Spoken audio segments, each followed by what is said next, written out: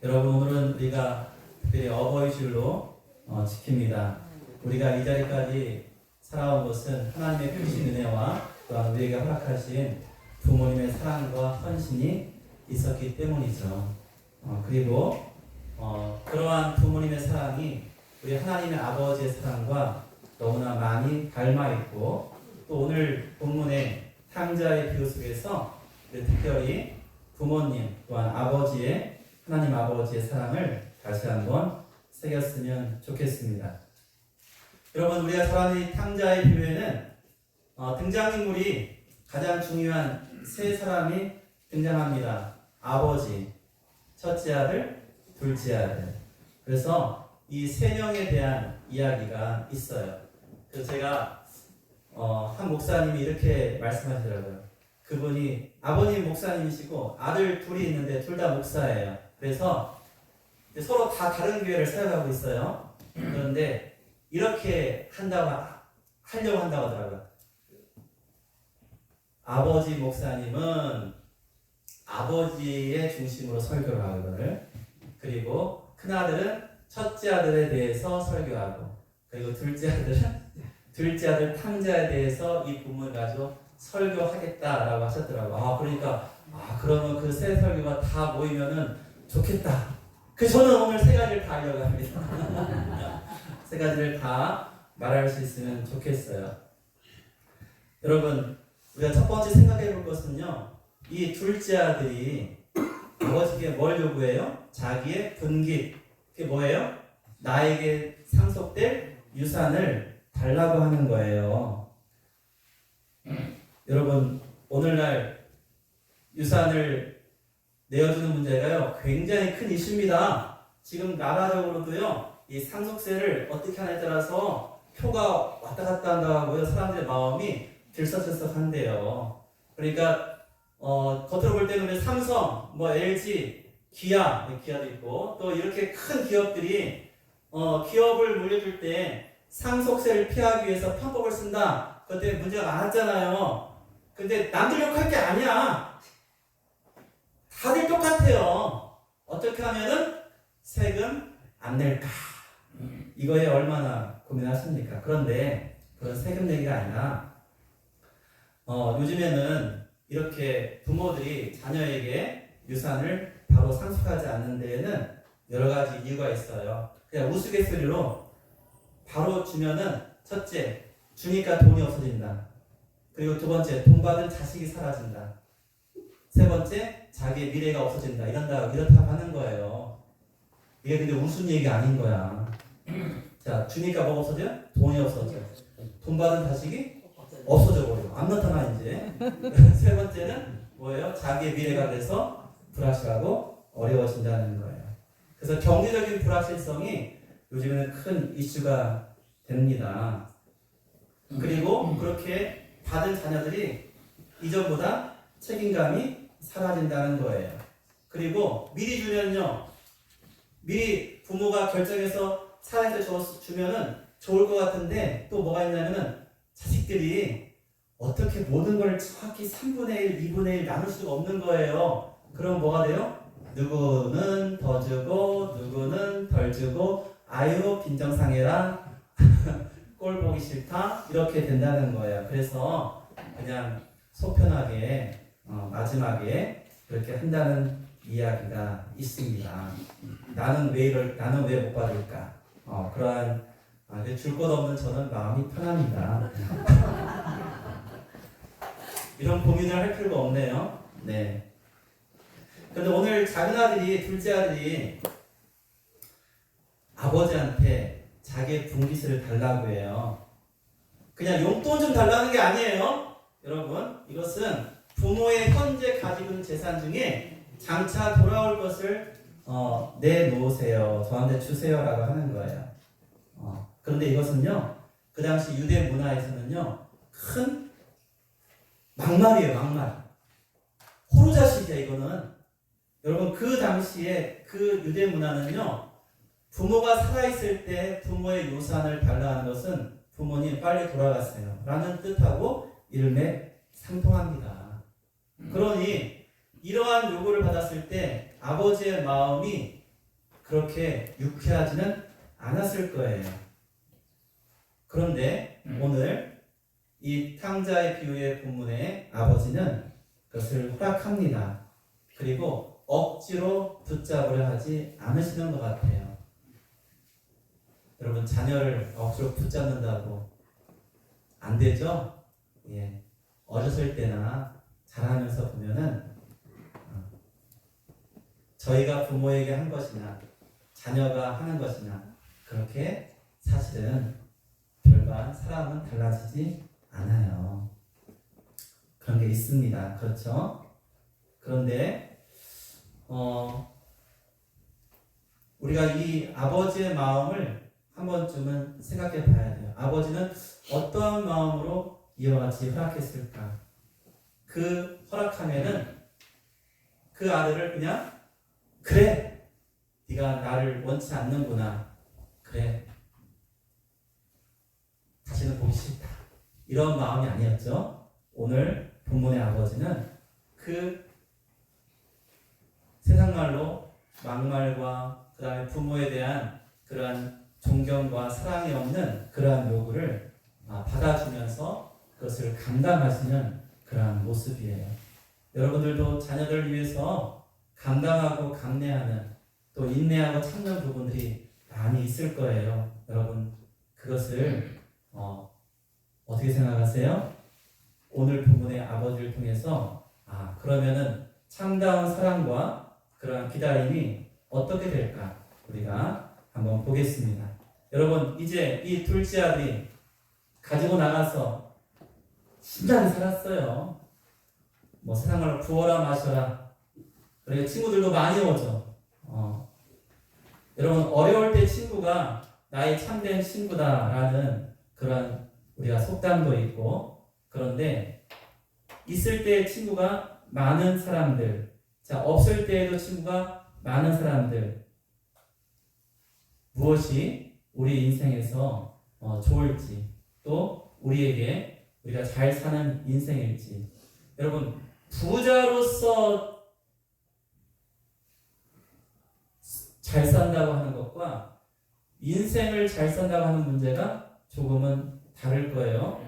자, 부자로서 돈이 많고 많은 걸 쓸 수 있을 때 여러분, 그것을 얻어먹기 위해서 또 그 안에서 같이 즐기고자 그렇게 자기에게 다가오는 사람들은요, 그의 진심을 우리가 알기가 어렵습니다. 그런데 어려운 중에 그럼에도 불구하고 찾아오는 그러한 친구, 또는 부모가 어려운 중에도 찾아오는 자녀, 여러분 어때요?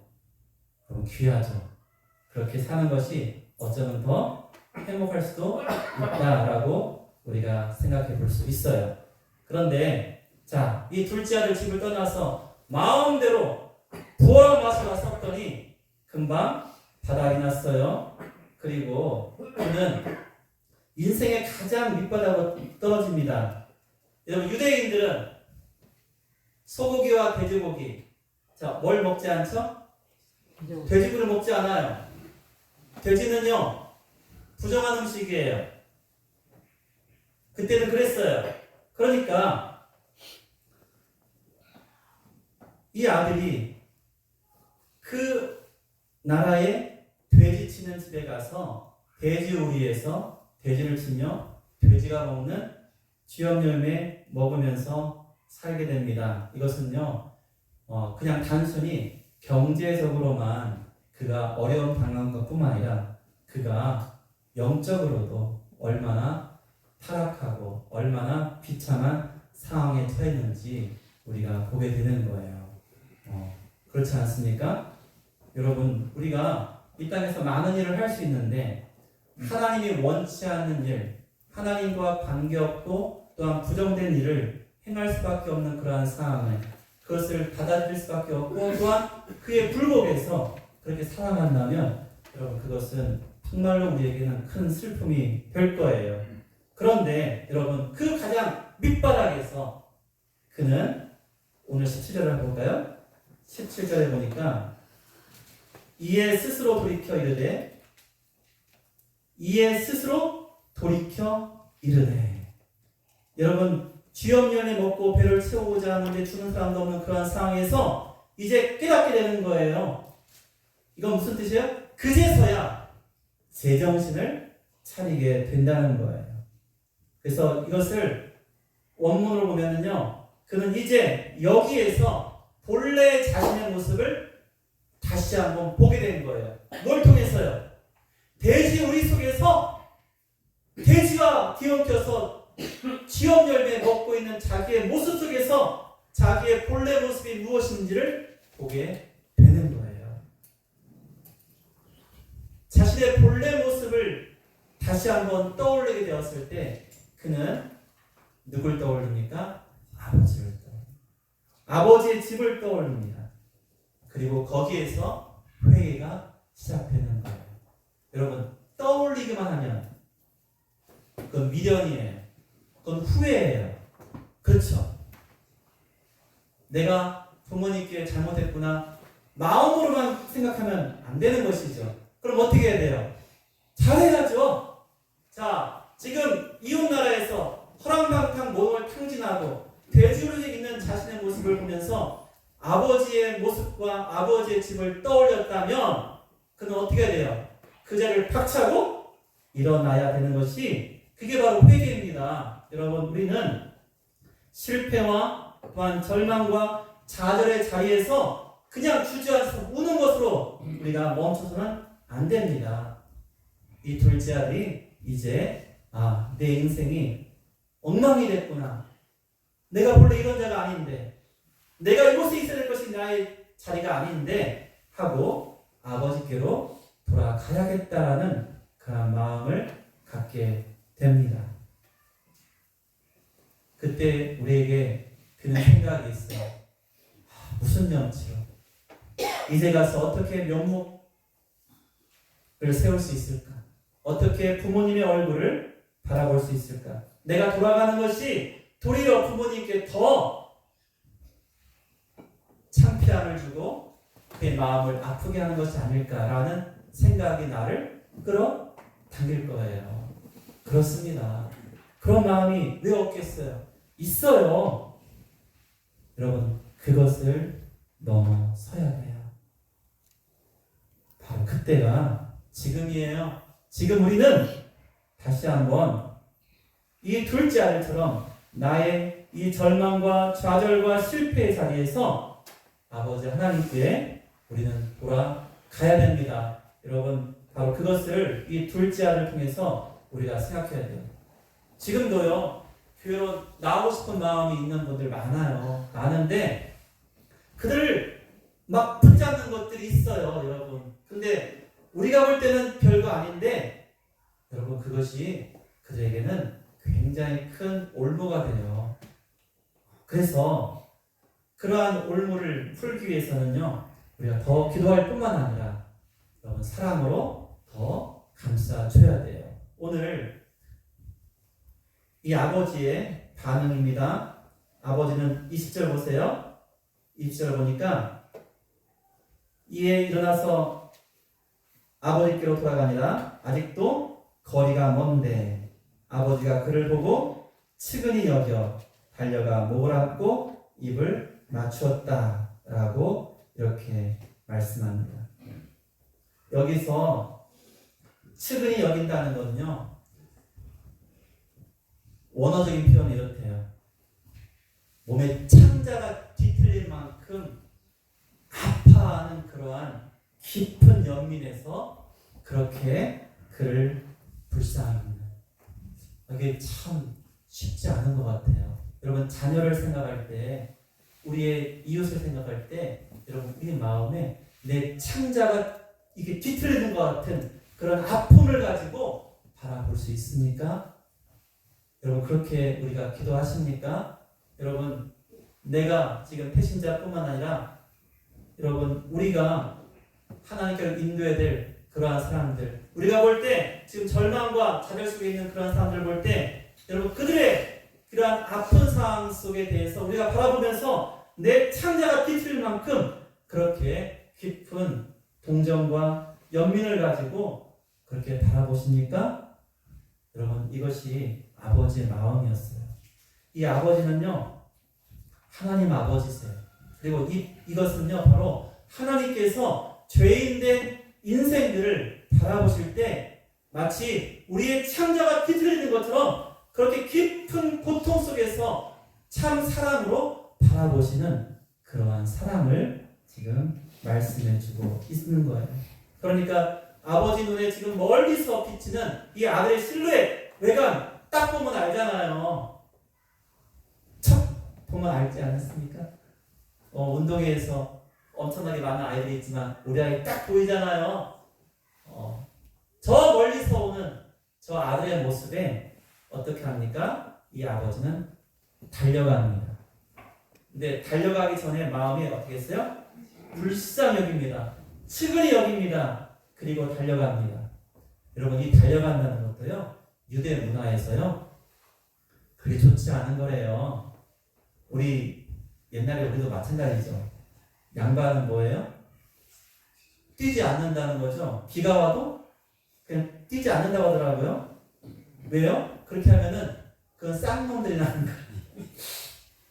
근데 유대에도 그런 문화가 있었어요. 그래서 이렇게 막 누구를 막기 위해서 막 달려가고 막 하는 건 누가 하는 거예요? 종들이 하는 거예요, 종들이. 그러니까 그렇게 하지 않는 것이 일반적인데 이 아버지는 지금 그런 걸 따지지 않습니다. 자신의 체형과 권위와 자존심, 그러한 주변의 하인이나 종들이 바라보는 그 모든 시선이 이 아버지에게는 중요하지 않습니다. 아버지는 자신의 이러한 수치스러움은 이 아들을 향한 그 사랑으로 다 덮을 수 있는 거예요.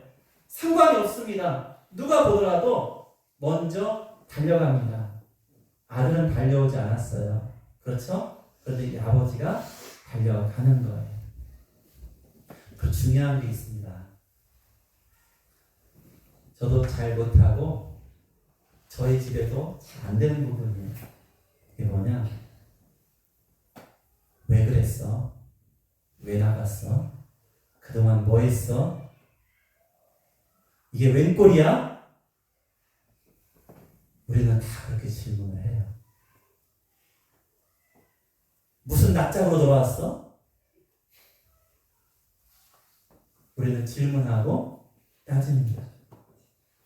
그런데요, 오늘 이 하나님 아버지의 모습으로 나타난 이 아버지의 모습은요, 보세요. 네가 어떻게 살았냐? 어디다 돈을 썼냐? 지금 이 꼴이 무엇이냐? 한마디의 질문을 하지 않습니다.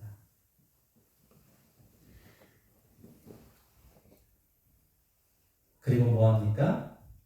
그를 안아줍니다. 그에게 입을 맞춥니다. 여러분, 여기서 안아준다는 거 다시 보세요. 돼지하고 뒤엉키다 왔어요. 그의 행색이 결코 깨끗하거나 그렇게 좋아 보이지 않았을 거예요. 그런데 저라도 그럴 수 있을까? 우리 애들이 막 완전히 뒹굴어 막 땀이 범벅되고 막 놀고 와서 그랬는데 안아줄 수 있을까? 아유, 야, 씻고 와라! 씻고 와라.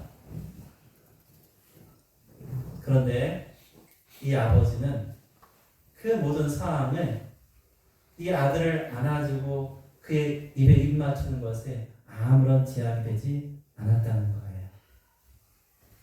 여러분, 영국의 한 교회에서 주일학교에서 교회학교에서 이 탕자의 비유를 가지고 연극을 공연합니다. 그래서 선생님이 아버지 역할을 하고 한 초등학생 남자가 이 탕자 역할을 했어요. 근데 이렇게 연극을 하다 보니까 아이가 잠깐 대사를 잃어버린 거예요. 대사를 깜빡해서 무슨 말을 할까 하다가 이 아이가 이렇게 말하는 거예요. 아버지, 제가 또 잘못하면 어떠죠? 이거 원래 대사에 없는 건데 그러한 질문을 이제 이 연극 공연 중에 하는 거예요. 그러니까 순간적으로 이 선생님도 당황했어요. 아버지 역할을 했던 선생님도. 근데 이렇게 말합니다. 괜찮아, 또 돌아와. 아빠는 얼마든지 너를 안아줄 거야. 괜찮아. 이렇게 하면서 넘어갔습니다. 그리고 그 모든 전혀 예상할 수 없었던 그러한 대화, 아이가 아버지에게 감사하고 사랑한다는 표현이 아닌 또 잘못하면 어떻게 되죠? 라는 이 아이들의 어떤 호신 같은 그러한 질문을 이 모든 청중이 듣고요. 그렇지. 우리 주님의 사랑이 70번씩 7번이라도 용서라고 했는데, 그래, 맞아. 우리 모두가 그렇게 용서해야겠다는 그러한 은혜를 받았다는 거예요. 여러분, 우리 어느 누구가 이 자리에서 우리 하나님 아버지 앞에 이 돌아온 탕자 같은 모습이 전혀 없었겠습니까? 우리가 모두 다 그와 같은 은혜를 입은 사람이고, 우리 아버지 하나님의 사랑으로 이 자리에 선 것을 우리가 늘 기억하고 감사해야 됩니다.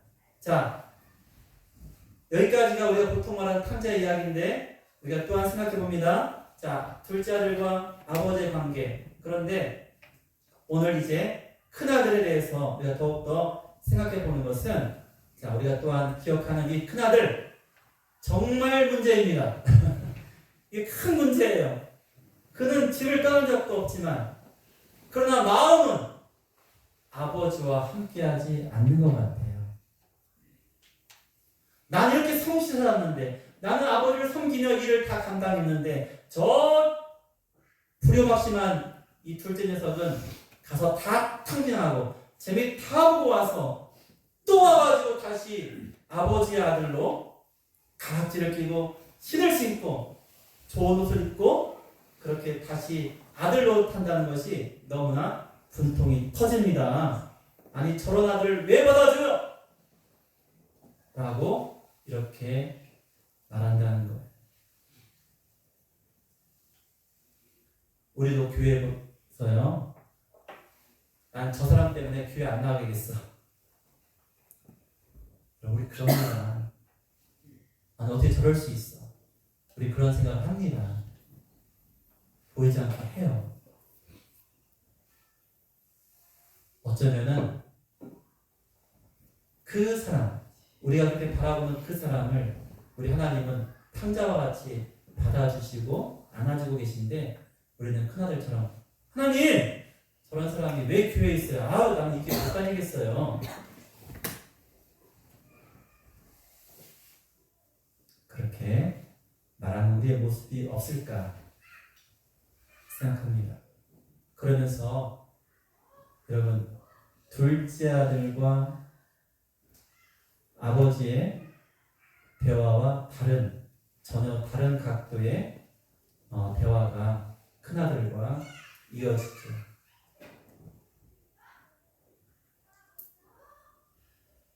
큰아들이 이렇게 아버지께 말을 합니다. 29절에 아버지께 대답하여 이르되 내가 여러 해 아버지를 섬겨 명을 어김이었거늘 내게는 염소 새끼라도 주어 나와 내 벗으로 즐기게 하신 일이 없더니 아버지의 살림을 처녀들과 함께 삼켜버린 이 아들이 돌아오매 이를 위하여 살찐 송아지를 잡으셨나이다.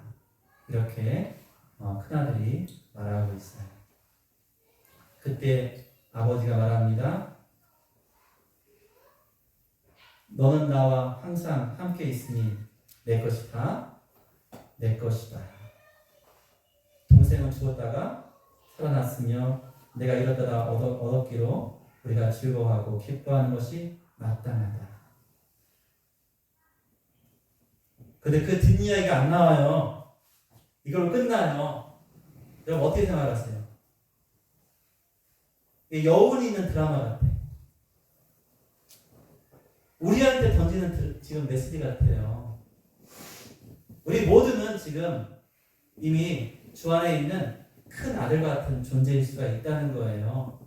그런데 우리 모두가 이제 하나님께서 바라보시고 하나님의 시선으로 이곳에 돌아가기를 원하는 그들을 어떻게 우리가 바라보고 또한 그들을 위해서 우리가 기도하는지 또 그들에게 복음을 전할 것인지를 생각하게 하시는 것 같아요.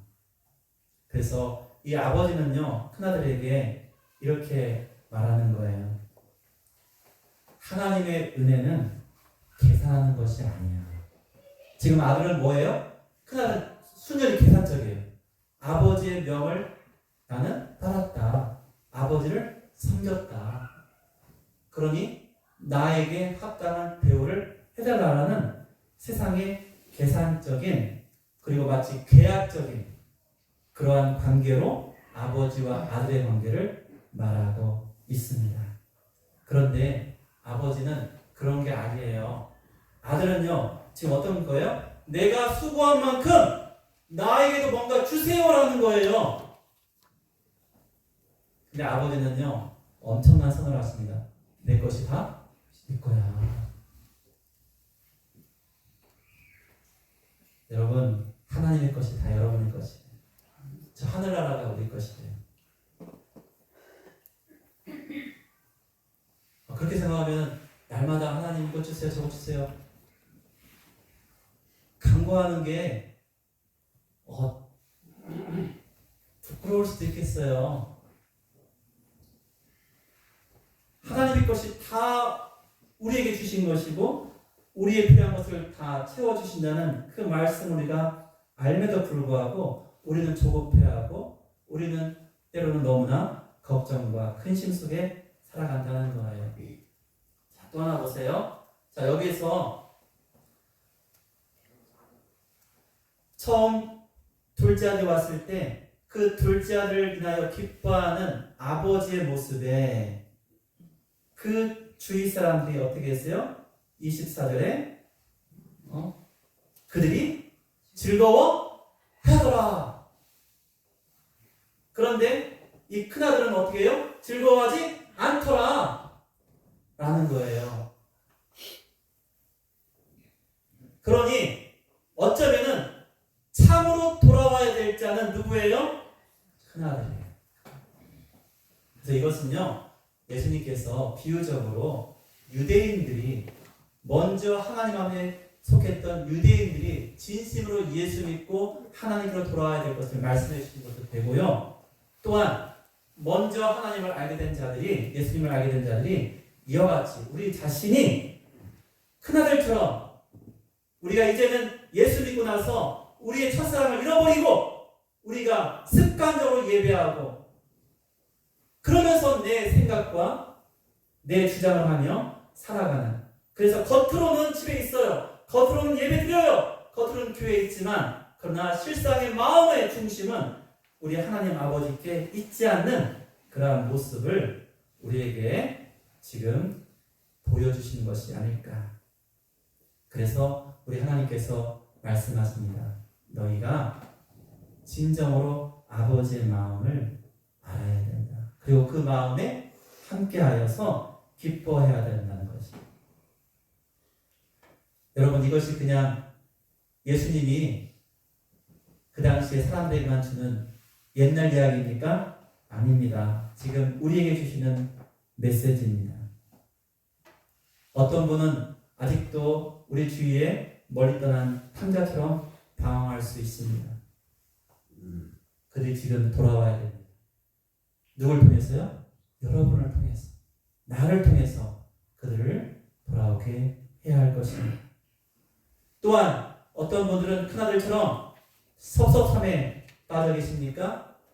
여러분, 그 아버지의 마음, 우리 하나님 아버지의 마음을 여러분 공감하고 깊이 이해하고 그 마음과 함께 같이 기뻐할 수 있는 우리가 되어야 됩니다. 그리고 무엇보다도 우리 하나님 아버지의 마음을 우리가 또한 따라야 돼요. 여러분, 그래야 해서 어느 누구도 우리가 실패하지 않고 다 구원에 이르기를 원하시는 우리 아버지 하나님의 그 은혜와 그 사랑에 우리 모두가 동참할 수 있기를 축원드립니다. 여러분, 우리 하나님 아버지의 기다림은 헛되지 않을 거예요. 둘째 아들이 돌아왔습니다. 그리고 마지막에 우리가 여운 있는 드라마처럼 끝에 큰아들이 어떻게 반응했을지는 나타나지 않지만 그것이 나라고 생각하면 여러분, 나의 모습이 어떻겠어요? 그 아버지의 그 훈계와 그 아버지의 마음을 알았을 때 우리 모두가 과연 그렇군요. 제가 아버지의 마음을 몰랐습니다.